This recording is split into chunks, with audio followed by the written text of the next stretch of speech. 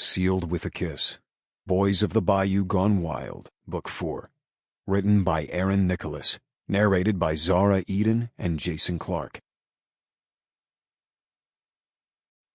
Chapter 1.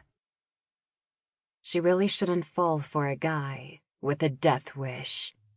Naomi LeClaire sighed as she stopped her truck in the middle of the road. She didn't dare pull over to the side. The rain pounding down could wash away the ground on either side of the road in minutes. But it wasn't like there was any other traffic out here in this storm, so taking up the center of the road wasn't really a problem.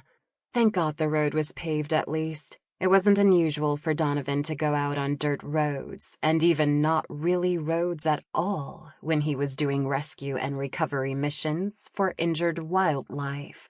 She peered through the rain that was pelting her windshield, so hard that her wipers could barely keep up. He was lying on the road in front of her truck, next to the body of a dead bear. She shook her head. A few months ago, she would have been alarmed to pull up and find a man lying in the road next to a dead animal. Today, she'd been expecting this, or something like it, at least. Of course, a few months ago, that is, before Donovan Foster had showed up in her tiny hometown of Outage, Louisiana, she wouldn't have been out driving around while a hurricane was making landfall 200 miles east of them.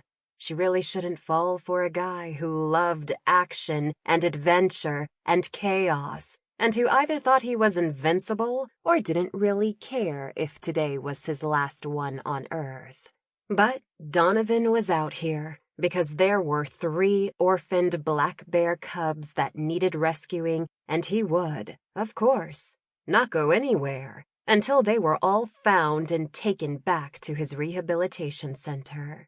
Or until someone convinced him that his well-being was just as important as theirs.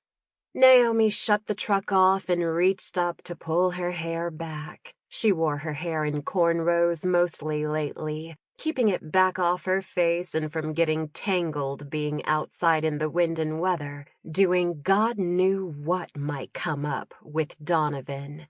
Now she gathered the long black braids that fell to her shoulder blades into a bunch and tied them together. Then she got out of the truck. She was drenched within seconds. Damn it. She really shouldn't fall for a guy who was the reason that over the past few months she'd ended up with a favorite outfit stained with something she didn't want to talk about. An infected... Sample complete. Ready to continue?